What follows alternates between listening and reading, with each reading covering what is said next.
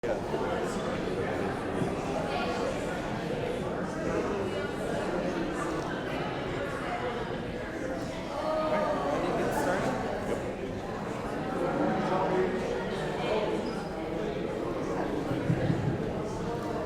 evening. Well, I think we've got enough people in here to have church tonight. Holy cow. I appreciate everyone coming out on this Wednesday for this important discussion as we continue this Reconciling Ministries exploration process and what it means for Linworth in the wake of our general conference. Pleased to have Reverend Marcus here. We'll do a little bit more detailed introduction in a bit. We'll hear from John Stephen, our late lady chair. But first, we bow your heads and pray with me to begin our meeting together. Gracious God, we thank you for all that have gathered here for this important evening of discussion and learning. We just pray that you bless this conversation, this discovery process, and remind us tonight, Lord, that whatever our views may be, however we may feel about the church, we are still beloved children of God, each and every one. So as we come together tonight, remind us of that belovedness and let us see one another as you see us. In Christ's name we pray. Amen. I'm going to allow John Stephen to say a few words as our lay leader at Linworth United Methodist Church and as the chairperson of our Reconciling Ministries Exploration Committee.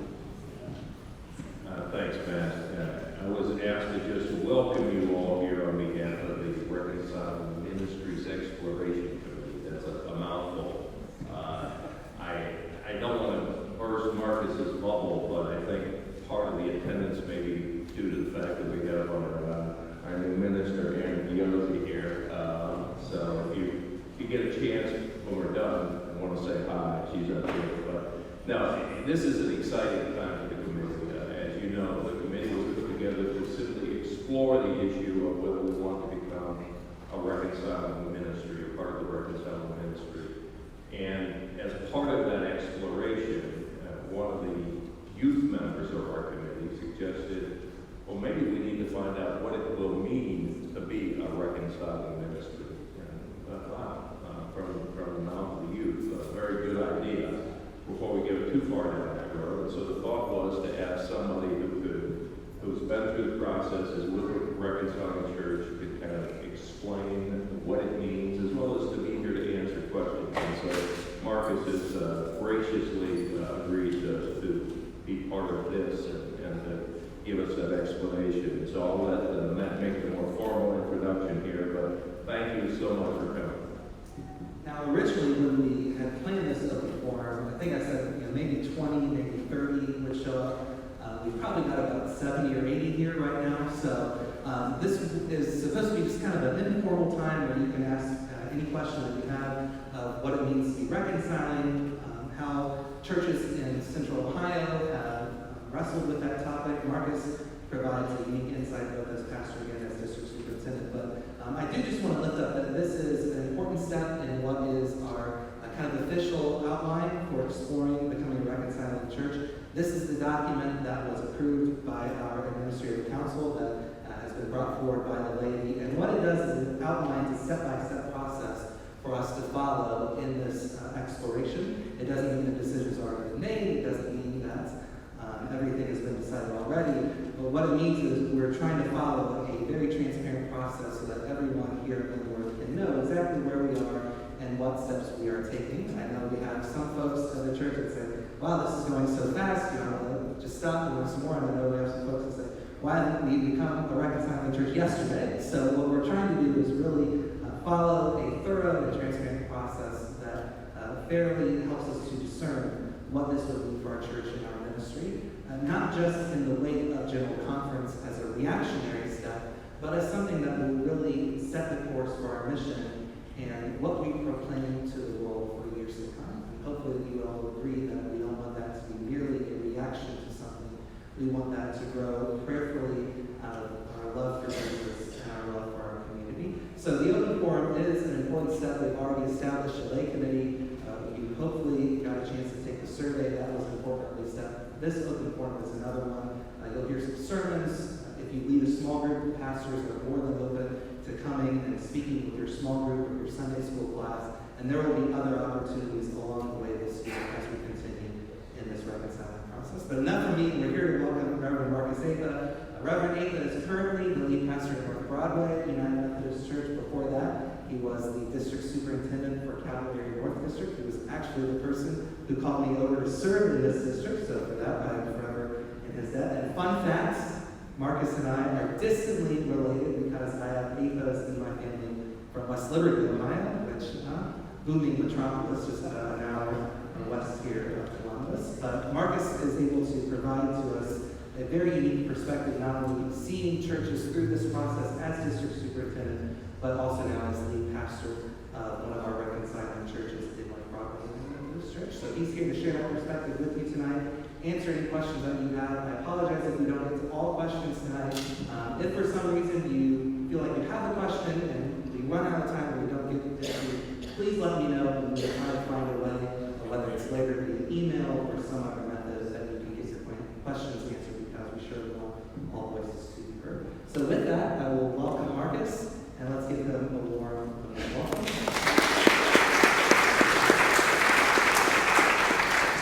Thank you all very much. And when Matt gave me a call to be here, I said yes immediately, and I'm glad we could get a date to be here, because I think it is a part of a crucial conversation when people talk about heartfelt things going on and what is happening with our people.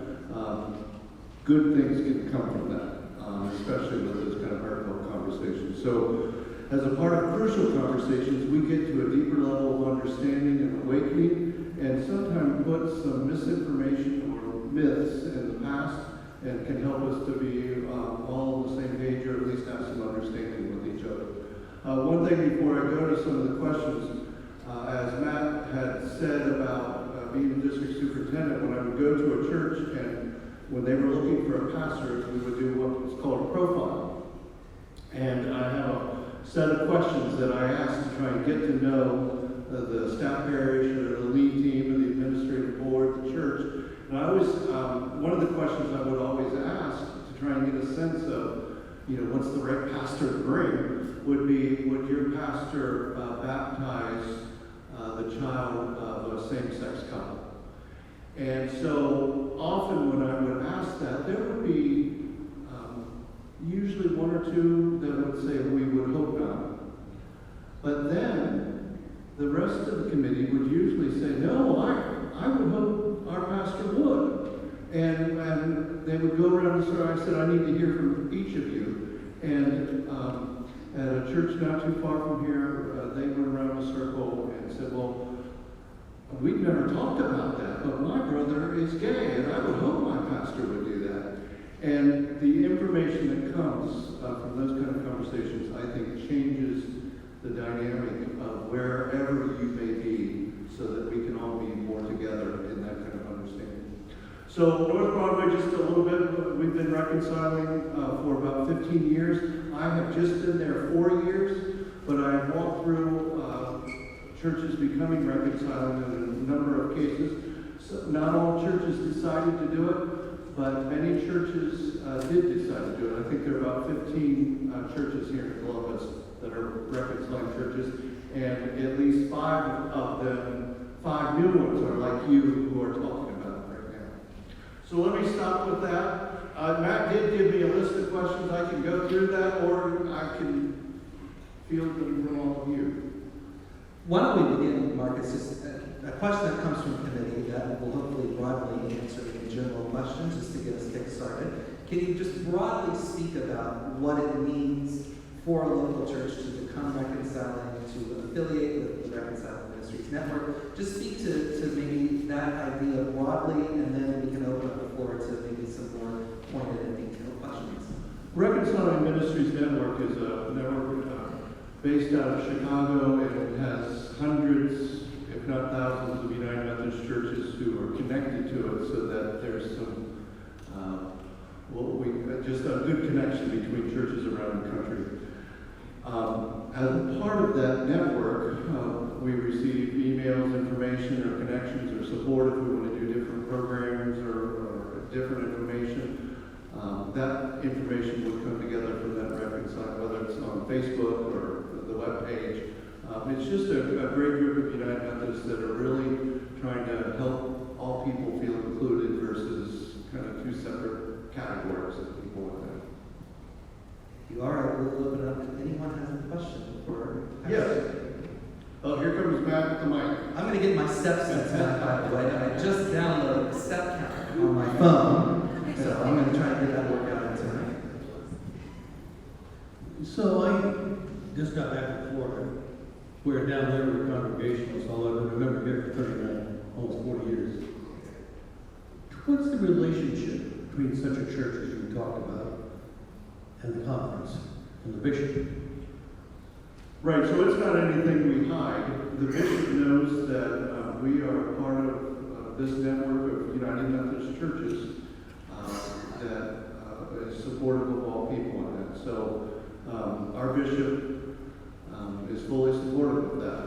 He doesn't condemn it or affirm it, I guess, in a way, but just knows that that's a part of the fabric of who North Broadway is in that sense.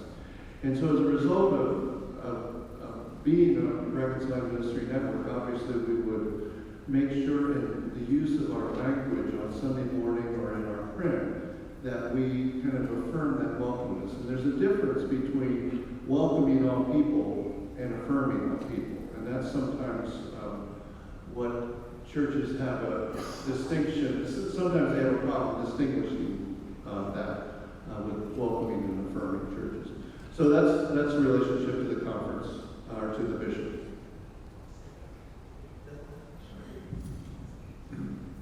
Affirming, could you be more specific about affirming? Yes.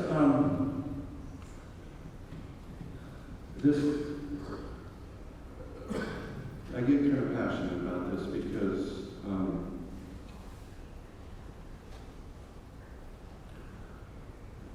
a great deal of harm is done to people when they are tricked or fooled into coming into a church by hearing the words, "We welcome you and love you."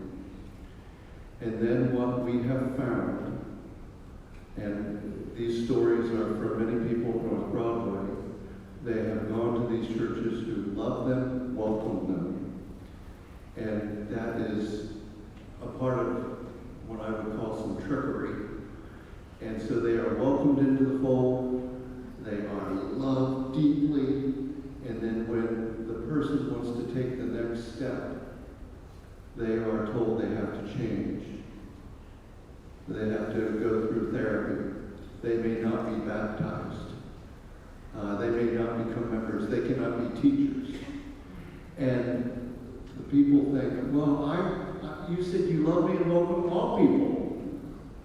And with affirming all people, that means you affirm them. So here in the United Methodist Church, it is hard. We in North Broadway say we affirm all people, but we do have some roadblocks in that. But that is the difference. So we are telling folks that we are affirming you, even though our discipline right now has some potholes in it, in that affirmation. But we are trying to overcome that. So I say this very passionately because I've just heard the stories and the tears from too many people who have been tricked by churches all around us because they want people in order to change them.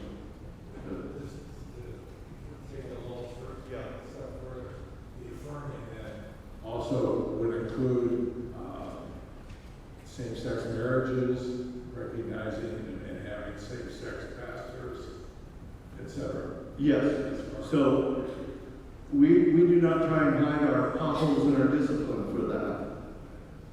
But we are affirming, we want people to know we are trying to move the direction forward in that affirmation, even though we've got a few little strings attached currently for that. But that's what affirming means versus a simple welcoming of all people to the church. It's a good question.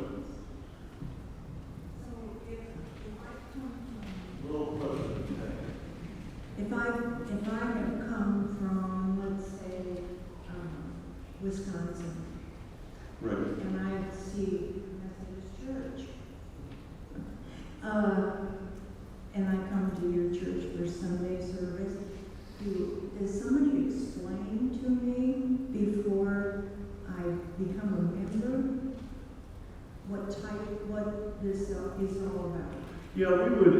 members class, we would say we're Reconciling Ministry Church, and half the people were like, what the heck is that?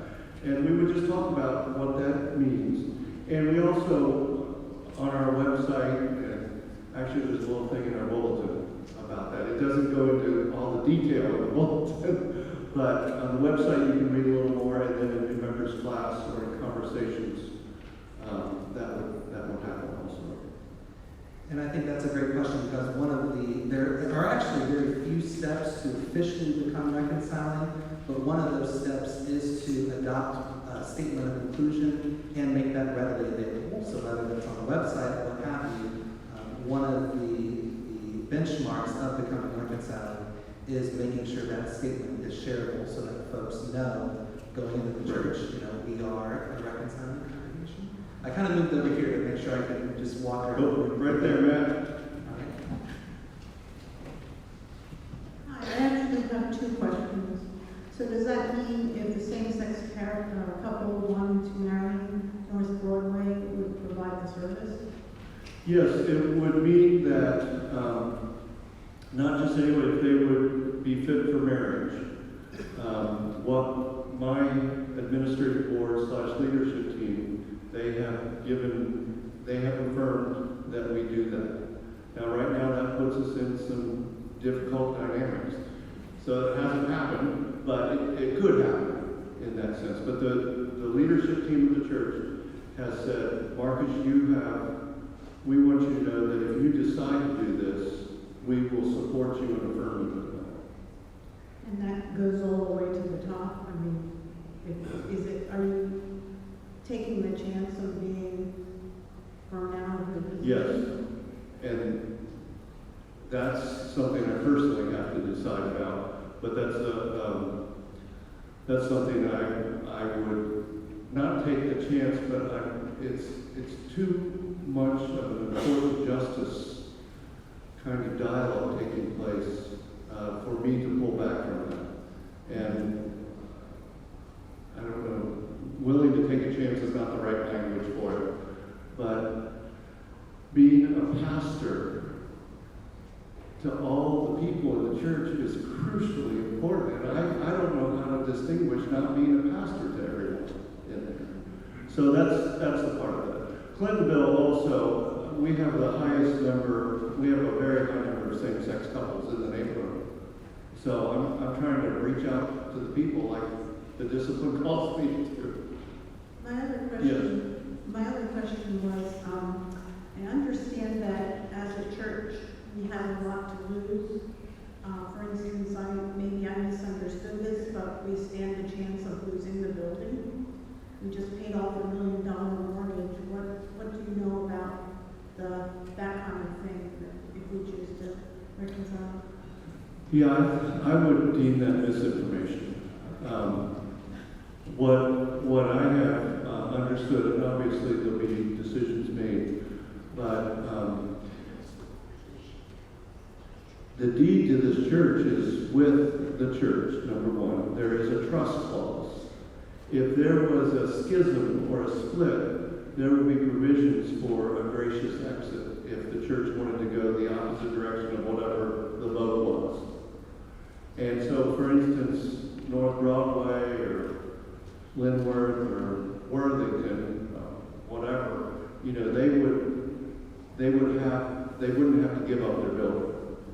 Now, those decisions are still being negotiated, but that's where it stands right now with that gracious exit around all that.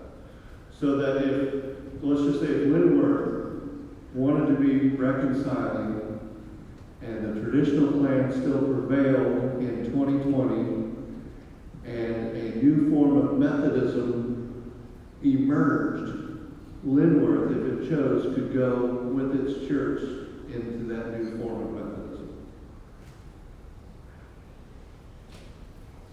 Just to kind of piggyback on that, I guess that's what I don't understand. Where we are on this, how much of this is some potholes are bigger than others. Where, if you will, in Columbus, where are the places where we're going to run afoul of the hierarchy? And I imagine a lot of this stuff has to be looked at, but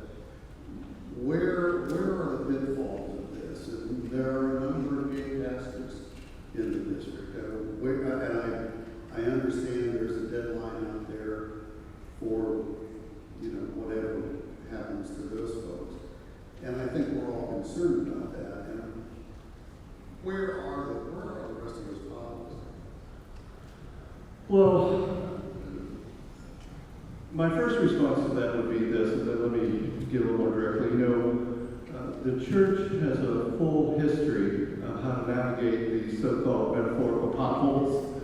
You know, we go back to slavery, and the discipline was very clear about, you know, the separation of folks of color and their exclusion in the church and how we were to treat them. It was, you know, obviously biblically based. There are scriptures that, if you read them the right way, justify slavery. And so the church has this history of navigating those potholes back in the late 1800s around all that. Same with women. You know, women were not to be fully ordained, and so churches went through a period of years where there were potholes to navigate, and people took risk around justice to navigate those potholes, and the discipline changed. Same thing with those potholes is happening now. We're taking risk around justice to navigate those changes. And I think what our hope is that the discipline changes. If not, there'll be a new form of, I say, John Wesleyan Methodism that would still be true to our original kind of understanding of why we're here in the first place.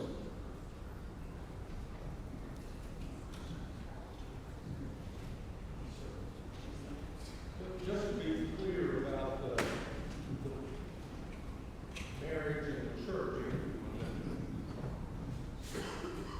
I don't think any church has been expelled for having a wedding ceremony.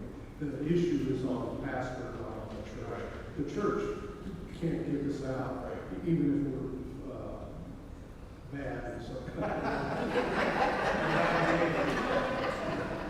Yes, the right now, there are a lot of same-sex weddings happening in our churches right now. The only charge right now, as we know, is with Reverend David Meredith, as he married his longtime partner. That's the only official thing going on in Ohio right now. There could be others, but there are not. So, question? It's my understanding that making the decision to become a part of the Reconciling Ministry Network is a separate decision from deciding to disobey the discipline or make a decision Yes. about the split in the church. Yes. So those are different decisions that the church would make at different times. Yes, what North Broadway is a Reconciling Ministry church, but we voted as a congregation with what we called a letter of dissent, that we would not exclude people as a traditional plan calls for. Now, obviously, I cannot ordain someone, but we do have a woman that emerged from the congregation who was very clear that she was married to another woman, and she made it through our district committee of ordained ministry, and she is a local pastor. So that actually has some precarious nature to it, but that's part of what came from North Broadway. So North Broadway voting to support me in that is not what all Reconciling Ministries have done, our churches. That's just what North Broadway has done, and probably some others, but that's what North Broadway has Yeah, done. and I think that is an important distinction to make, that when we would move forward, it would be on the question right now of becoming reconciling, affiliating with RMN. What may happen with the church? You know, there was this meeting in Kansas City last week that contained a lot of centrist and progressive representatives from each annual conference that was looking at what are the next steps for Methodism. As centrists and progressives that disagree with the traditional plan, is the next step to continue to resist and fight, is the next step to maybe look at what a new dawn for a new Methodism might be. Those questions are further out. Now, obviously, if you're voting to become reconciling, you're kind of planting a flag in the ground for what you believe in and affirm as a local church, but those decisions are far way off. Right now, the question before us is really aligning ourselves with this reconciling movement and being affirming the LGBT community. Alicia? So besides the statement of inclusion and the language that we use, what does it look like to be a reconciling church, or what would we be doing? Because I feel like kind of what we were saying before, the worst thing we can do is say we are, but then not really understand and not do it right. I feel like that would be so damaging. So what kinds of things as congregation members would we be making sure we're doing? Well, a couple of things that I think we try and do in North Broadway is we put in our print, in our bulletin, these statements about affirmation versus simply welcome. Then from the pulpit, I try to use language that is clear that we are affirming and welcoming. So I don't preach about it every Sunday, but a month doesn't go by that I wouldn't make it clear to people where we are. Now, I don't preach about that every week, but there are ways to weave in language that would make a same-sex couple feel like, hey, we may have found a place we can call home when we've been run out of all these other places. So those are just a few of the things that we would do, or would suggest that you do. But that's just from the pulpit and from the print. You have so many people make their connections in a church by meeting congregation members and that kind of thing. So are you training your congregation? I mean, all it takes is one bad apple and you just damage someone again. So I would think the congregation would really need to be on board with it and everyone kind of being on the same page. So every 2 years, in addition to having that come out on Sunday morning and in our print, and then, numerous personal conversations, people come to me and say, now, let's talk more about this, or how does that fit biblically, or what does this mean with, so-and-so. The other thing was having, we have every year, every 2 years, a dialogue where we go through language about what words mean, like LGBTQ. What does that mean? We just spell it all out in detail. And what we did last time was we videotaped it so that we don't have to just do it every couple of years. Anyone who wants to watch it anytime, you can all watch it if you want to, but we've got that. And that helps people to put old tapes away and allow some fresh new understandings to come in. Thank you. Tom, Avery has a question? In relation to Reconciling Ministries Church, do you then stop just short of using the phrase full inclusion? Yeah, in other words, is full inclusion at the United Methodist Church level, and Reconciling Church is at the local congregation level? yes. If I understand correctly, I can't have, a person in our congregation to be ordained. That goes beyond my scope. But I can say in this church, you will be fully affirmed. And if you want two people who are the same sex who love each other, we will do your wedding. Now the conference and the district may think differently around that, but that's what North Broadway can do. And that is, I do want to make that clear again, that is separate from being a Reconciling Ministry Church. That's just one of the ways we try to affirm people.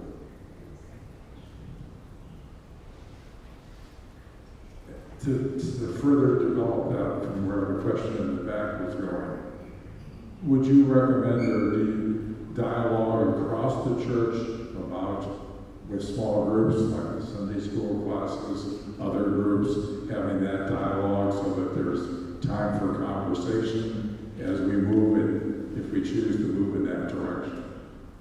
Yeah, there's some good curriculum that happens. And a number of churches have gone through, any numbers of, a number of churches that are reconciling right now are doing what you're doing, or have gone through that and have had various forums. But there are wonderful resources that a small group in the church can kind of be guided through for conversation. And it's not about pounding one side or the other, it's about dialogue, and really, it has love at the center of it versus anything else. In the vein of that point on dialogue, one thing I did want to go out tonight to talk about is, we all know that church, wherever you are, however large the church is, not all members are of one mind. So every church will have people that's on the progressive side, that's on the moderate side, that's on the conservative or traditional side. In your experience, either as pastor or as district superintendent, how do you view reconciling churches, making space for those that may have traditional views and say, this is my church for 50 years, 60 years, I may not agree with this direction, but I still want to welcome people and love God, and I love this church. So how do reconciling churches kind of navigate, traditional folks within that congregation, yet holding firm to being that affirming place? That's a good point. So we have people in North Broadway who are not fully, would not vote this, might vote for the traditional thing.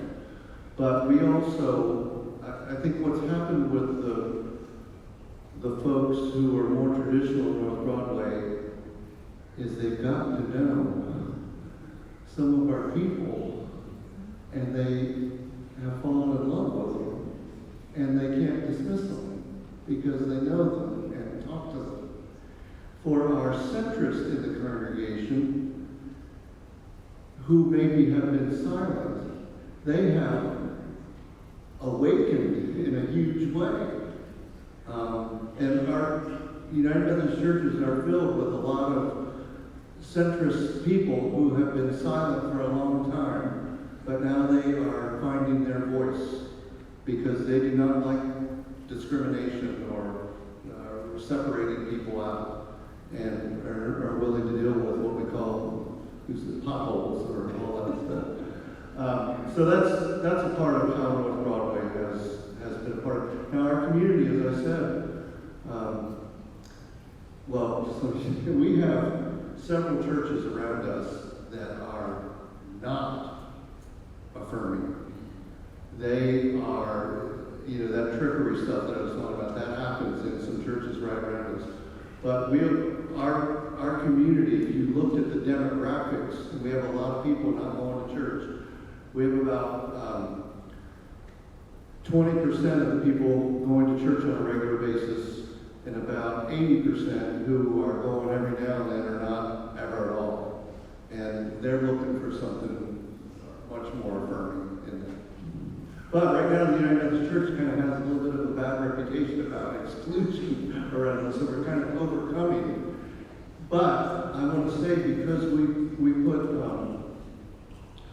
I don't know if you've seen those rainbow doors in any pictures, it says God's love is open to all kind of thing. Because we put that in our front yard, and because we had some newspaper publicity about that, it's brought in a number of new couples or singles, just kind of like, is this for real? Just checking it out. And the other thing is, we're having a lot more live stream videos. I don't know, do you do live streaming? Our live streaming right now, as a matter of fact. Our increase in live streaming has gone up, I think, as a result of that. So people, like, before they go, they want to watch the live stream just to make sure.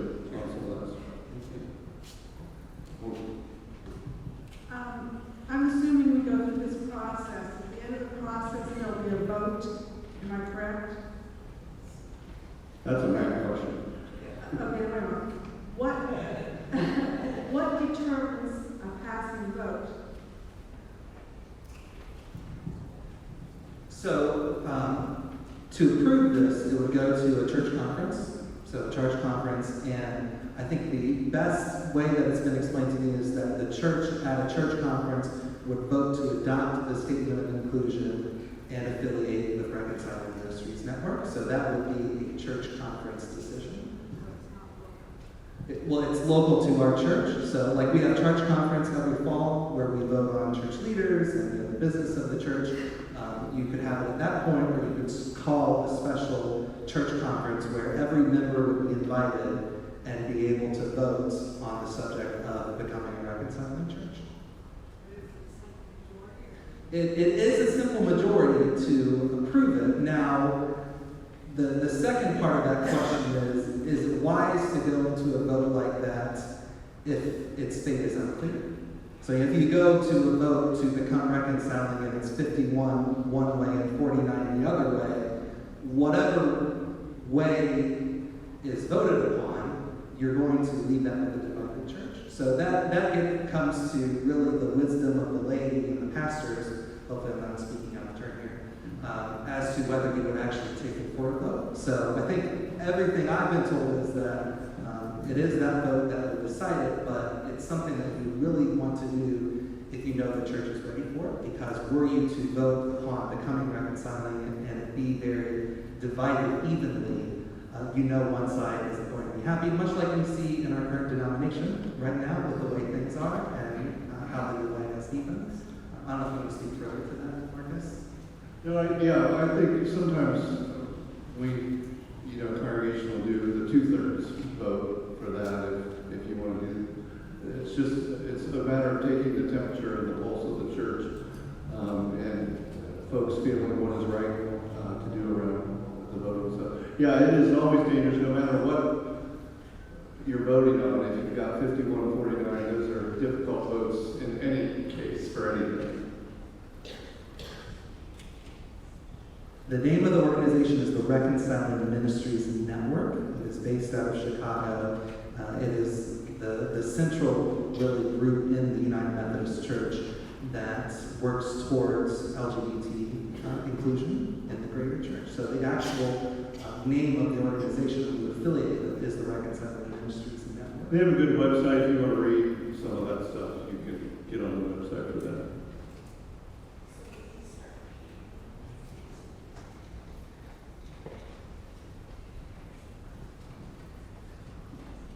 Marcus, how has being a reconciling church impacted your ministry with other folks in other margins of life? Other like Hispanics in this area, African Americans, I don't know, kids that are bullied in school, I don't know. But everybody is at some margin of life. How has being reconciling impacted that, or has it been exclusive towards the gay community? I think North Broadway is predominantly white.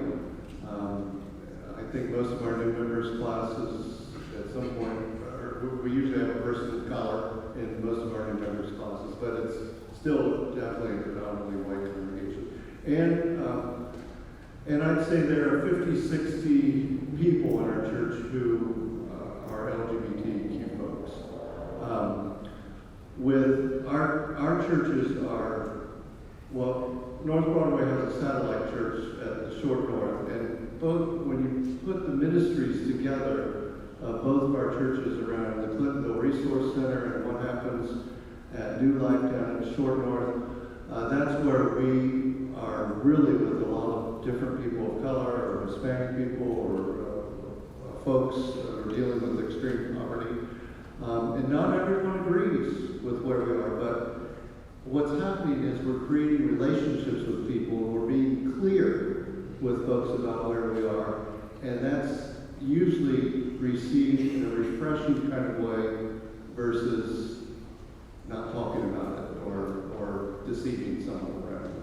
That's what we found, especially down in the Short North Church, where the community is much more diverse.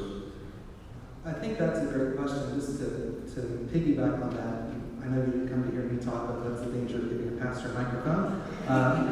Going through this reconciling process, it is very focused on the LGBT community because we're at a specific point in the history of our church and society where the LGBT community feels as though the church is doing them harm, where there is hurt, where there is pain. However, going through this process and talking about issues of diversity and inclusion, I think it can't help but open your eyes to other areas, other people on the margins. So I think even going through this process, even though it may be focused on one aspect, it can help broaden our perspective and broaden our horizons to other areas in our community. Think about all the people who will be moving into these apartments. And what stories will they have, what backgrounds will they have, what relationships can we build with them? So I think although this particular movement is very focused, it can help us create more bridges in our community to others as well. Other questions for Marcus? Anyone else over here?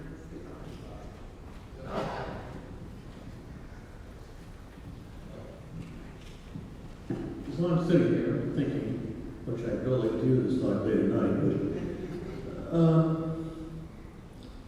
it seems to me that we're talking around the subject. It seems to me that if we're a church of God, then we're a church of all of God's people. And we don't have to talk about gay people, black people. It's all of God's people. And so we're dictated by language generated in the 18th century and amended thereafter, and it doesn't seem to fit. And Methodism has been fading away for a while now, and they don't seem to get it. I'm just curious.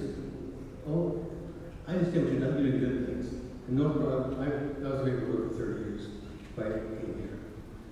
And North Broadway's always been sort of the Methodist church of the North End. And it's not surprising that you didn't believe this area. But it just seems to me we're talking around the subject, not getting to the point. Yeah, I will tell you that there are many LGBTQ folks that are tired of any dialogue, even if it's me talking about affirming. Marcus, get over, we're past that. Our teenagers and our college-age students, they don't want to hear a word about it because they're way beyond it. And it's like going backwards as a part of that. Now, there's one retired minister, Anna will probably know who this is, in one of my study groups. And when this subject comes up, he just, oh, Marcus, quit talking about that. This is already, God's already loving everyone. Why do we need to even talk about it anymore? It's kind of what you said a little bit. Yeah.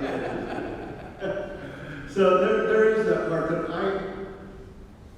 I mean, my kids don't want to hear me talk about it because they're way beyond it. They think the church is very antiquated because we're still kind of trying to struggle and weave our way through about whether we're going to accept all people or not. That doesn't equate to that. It's kind of exactly what you said.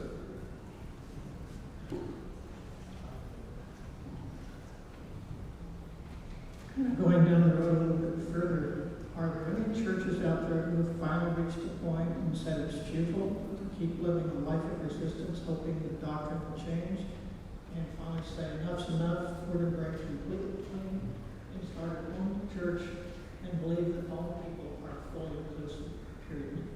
Yeah, we have some churches having that discussion. And what a few of the churches are navigating about going out on their own is that there's no credentialing for that. But what churches are more so talking about is, like I said, if the 2020 General Conference remains, we will have organized a way for multiple churches to emerge. Now, I don't want to get political or anything, but I'm not saying that 2020 is going to stay the same. But, I mean, sometimes I think it is, sometimes I think it won't. But when you have the massive rising up that has happened since February, whatever, when you have that massive rising up of individual churches, individual people, and basically just about every one of our higher institutions of learning saying we will not be a part of that traditional path, there's some stuff starting to boil up in that. So, yes, that was a long way around your question. There are churches thinking about that, but most churches want to do it together with other like-minded United Methodist churches.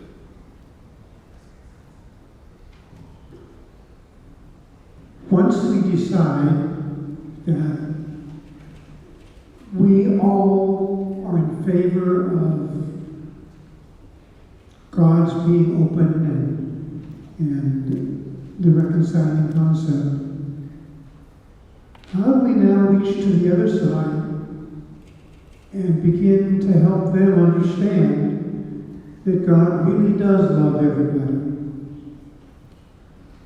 So, this is an answer that smacks me right in the face, in this dynamic that you're speaking about. In my own, who's done that strengths finder thing, you know, one of my top ones is restorative, my other one is activator. So I've got making things right with people and starting new things as part of it. And when you get to that dialogue, what happens about people talking together is that an emergence comes forth about a greater understanding of people. And so has anybody done conflict resolution training? Some of you? I'll tell you, when you get into the depths of conflict resolution training, it's not so much about defiant behavior. It is about a defiant hope. But when you get into conflict resolution, you state your story clearly about why you are who you are and where you come from and what's made you that way. Let me turn the phone here. As a result of that, once you can state who you are with clarity, not through verbal assaults or revenges or anything like that, once you can state your claim about who you are and why you are, and then you become the best ever listener you have ever been to those that think differently. And in stating your heart, and you being open to listening to their heart, I'm telling you, God's Holy Spirit does some stuff that I have put my whole life into. And as a result of those listening sessions, sometimes what emerges is some movement about love versus hate and exclusion. Now, it's not a 100% process, but it has the potential to do. So, North Broadway's made its case very clear, but we do not want to try and create, agitation. We want to be good listeners with, I've had a dozen conversations with some of my colleagues who don't feel exactly as I am, and I've stated with them who I am, or some of them feel like I do, but they're in congregations that they can't speak to, and we simply talk about what are some things, baby steps that you can take to kind of get the word out, and this conflict resolution stuff is gold in situations like this. I have a what-if question. What is the church body at large say if we, for example, would choose to move in the direction that we're talking about? What are the what-ifs that the church has put forth and said, if you do this, here are consequences that may come to you as a church? Well, I don't think there could be any consequences for becoming a Reconciling Ministry church. There could be consequences that would come if Matt or Anna would do a same-sex wedding. But right now, it's kind of, I don't want to say safety in numbers, but there are just thousands and thousands of United Methodist pastors that are right where we are with this. And so what are you going to do? Have a couple thousand trials at 100,000 a pop? And this is called navigation of the potholes. And we have a long history of people taking risk for love around all that. And I'm not advocating Matt and Anna do that, by the way. That's I'm just telling you where I'm coming from. To me, we're kind of conflating two issues. One is being an open and reconciled congregation, which even though, the barn doors out and, most of the rest of the world sees it that way, I think it gives us some place to be in affirming that in terms of saying that we're not a stodgy, we're open to differences of all kinds in our congregation. That's one set of issues. that are important and need to be worked through. There's again another set of issues that has to do with how do we approach and deal with the politics of the discipline that has been in America forced down our throats by 1/3 of the people in this country against 2/3 of the people in this country. And how do we as a church respond in a positive but defiant way to that politics? And so for me, there's two different issues that maybe at some point converge, but we need not conflate the two, or we may all agree that we all ought to be open and affirming, though I don't know that that's true, but we may be less agreed on how you take the church forward into whatever materializes. So I think it's important to keep the two a little bit separate so we're not conflating the two issues. Well, just real quick response to that. Number one is, because of those politics that you talked about, is this church good at hospitality? You kind of have to exaggerate in an authentic way your hospitality to people looking for a home, number one. Number two, as we're talking about the conflict resolution, kind of a cousin to that is nonviolent resistance. And that is pure, biblical, theological, Jesus Christ teaching that, and maybe we haven't been a part of it as much as we should. That's why I was talking about all of a sudden with this general conference vote, the centrists they're rising up like, no way. And that's kind of that nonviolent resistance that's emerging. So I'm combining those two. Hi, I'm Anna. In case you haven't met me, I'll be joining you all soon, and I'm very excited about that. To the second point of what engaging the politics for the sake of change means, one of the things I learned when I was an associate pastor at North Broadway was the importance of our covenantal vows. And the first covenantal vow we make in our lives as Christians is of our baptism. And I don't know about you, but I've never been in a Methodist church that the pastor's been holding an infant child and saying, God's love is going to be with you only until you come out. And thank God for that. Because what that means when we baptize our children is that the covenant we make in our baptism, whether it's for this infant child or you made it for yourself, is to understand that God's love precedes everything else in your life. And so when I was getting ready to be ordained, I was having a conversation with my pastor, Bishop Judy Craig, and in that conversation, a few of us said, Judy, what do we do if we are standing on the stage of an annual conference and we're asked if we will uphold the discipline and we believe in the way that the discipline is structured? And I'll never forget it. She literally grabbed me by my face. Have you ever been grabbed by the face by Judy? It's holy and terrifying. She grabbed me by the face and she said, you can say yes because that means you know how to change it. And that's what we're called to do, is to remember the covenantal vows we made in our baptism for ourselves, for our children. And we will work to make sure that every single child can live into the vows that we have made in their covenant of baptism in the fullness, in whatever ways that means.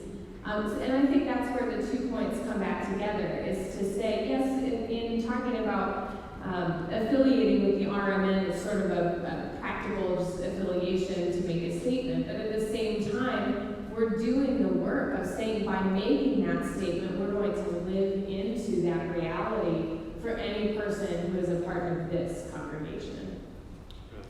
That was good. Hey, come back for more. June 30th, Pastor in his first sermon.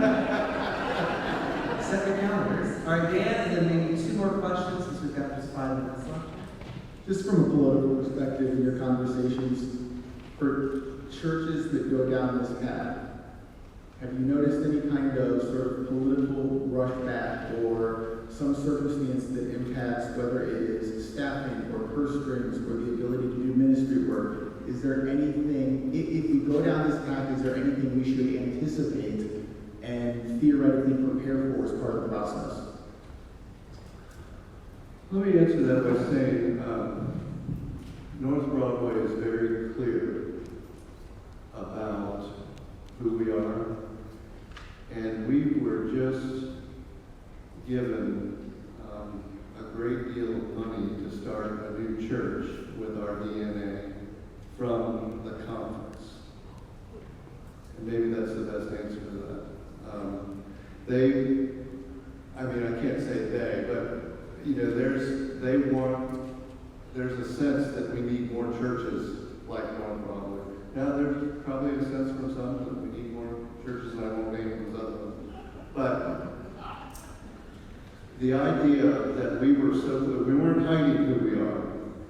We were very clear about the church we were creating there with the DNA of North Broadway, and the money flowed in to make that happen.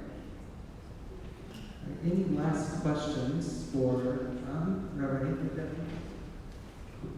My question kind of goes along with one that was just asked about the discipline. Are there strident moves to change the discipline? Yes. To make it more amenable for churches like ours to step forward? I mean, our vision statement for the Whole United Methodist Church is open doors, open minds, open hearts. And I just see this as one way to be more determined in opening our minds and in opening our doors and in opening our hearts. But our roots are scriptural, and until we see that scriptures evolve, the discipline seems to be holding us back.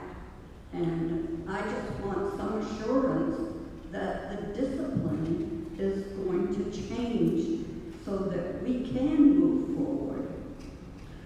Let me respond two ways. One is, if you look back at the history of the votes around this, it keeps getting closer and closer to be overturned, but not quite there yet. So that's one dynamic about the discipline changing.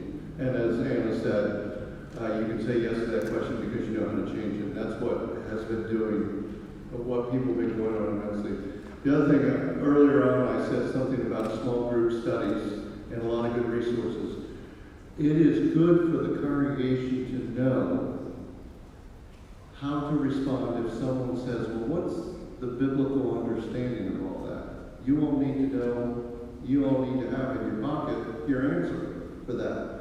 And that will take you to a deeper level of study of the Bible in general, which is always a good thing. But you need to understand why people use certain scriptures as attackers or haters or bombing people with those scriptures. You need to know the context from which they misunderstand them. And then you need to understand the scriptures about love and acceptance of all people and know what they are and have them memorized or just understand so you can respond to them. And I've had to do that dozens of times. We put in the newspaper about we believe this because of our scriptural understanding, and I got a lot of calls. Please help me understand that. And those have been great dialogues.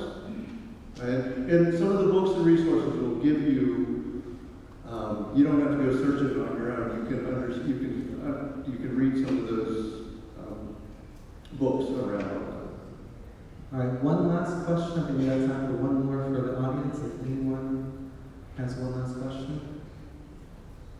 All right, I'll take a point of privilege then to end with one. Again, the pastor the microphone thing. It struck me in our first Lake meeting, one of our youth talked about at school, the United Methodist Church being 11 years, and being asked by one of their classmates who was agnostic or atheist, what is going on with your church? How do you, as pastor, see the church of Broadway and Linworth whoever, how do you see us reaching out to the unchurched? Because we know the unchurched population is growing and growing. How do we reach out and overcome the stigmas that may be out there about the United Methodist Church in 2019? Are you doing Ascension this Sunday? Acts chapter 1. I'm actually preaching about Revelation this Sunday, so there's my attitude. In Acts chapter 1, this is the conversation right before Pentecost, obviously. And in there's kind of not an admonishment, but an encouragement of the disciples not to keep their eyes focused on heaven and Jesus coming back, but to realize that that heaven is kind of all around us. So in your effort to reach out, I'm calling you to not try and get people to come in here, but to get out and do that. So the United Methodist Church, someone said we just paid off our mortgage. I love the structure. We're going to a big renovation project in North Broadway right now, but remember, renovations in church buildings are secondary. Primary, the church is at its best when we're kind of out there in the world taking our tents and backpacks along with us. And when you hear that the highest rate of teenage suicide are coming from our LGBTQ siblings who are youth, and they have the highest increasing rate of suicide, that's because the rhetoric of exclusion and hatred is on the rise around all that. So Matt says, what are some things we can do? I would say get out there in partnership and relationship. Don't try and create something here. Get out there in partnership and relationship and be good listeners around all that would be some of my advice. Thank you, Marcus. Can we give a big hand for Reverend Marcus? Thanks for listening. It's probably more than we bargained for, but I appreciate it. I mean, it takes a lot of courage to stand up in a room of 91 people that have come here tonight to learn more about this subject. So we deeply, deeply thank you for being willing to share your perspective and your wisdom with us. I think it's invaluable for us as we go through this process. We've learned a lot tonight. I think it will help spur further discussion as well as we continue this process. Pastor Gene would like to come forward. He's actually going to say a few words, give a benediction of sorts, because my benedictions are too long as they are. And then,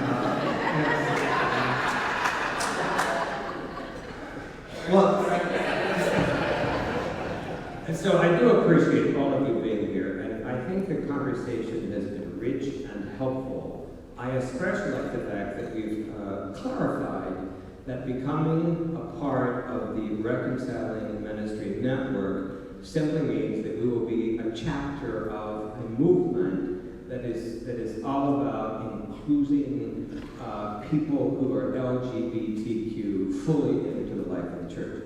It does not mean that your pastors are going to do gay weddings or we baptize babies of gay couples. It doesn't mean that at all. But I want you to know I am doing that. I have been called by the gospel of Jesus Christ to treat all people similarly. Have I done gay weddings? I have done gay weddings, but not here in this church, but I have done them. I have baptized the babies as babies.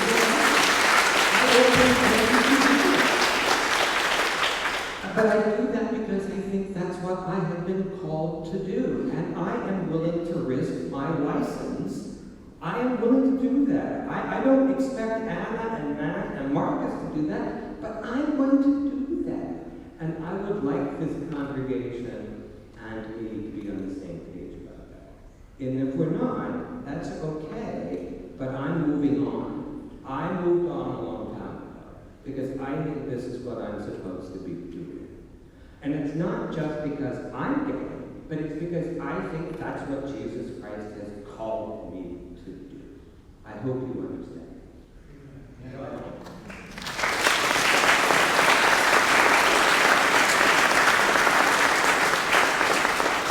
I will say that my students, my college students at the Ohio State University, they think that this is just silly, that the United Methodist Church is having conversations about whether or not to be a priest. I mean, really, they think it's silly.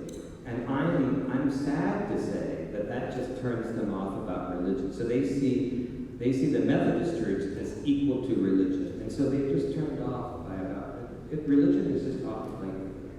And that really saddens me. So I hope that we can be at the church that says, that is not religion. This is religion, where you can come and be God. So let us end now. Loving God, help us as a congregation to understand your message, that we are truly to love all people as you have loved us. Isn't that the mandate? The mandate is that the gospel is all about inclusion and understanding and compassion, and it's about helping people see that no matter who they are or what they've done, there is forgiveness and love and a call to be a part of something that is bigger than themselves. So help us to be the bearers of that good news, and to help people find a place where they feel at home and can be themselves and can do your work to transform a world into a kingdom where there is enough for all people. No one goes without, and no one goes unloved. Help us to be a part of that.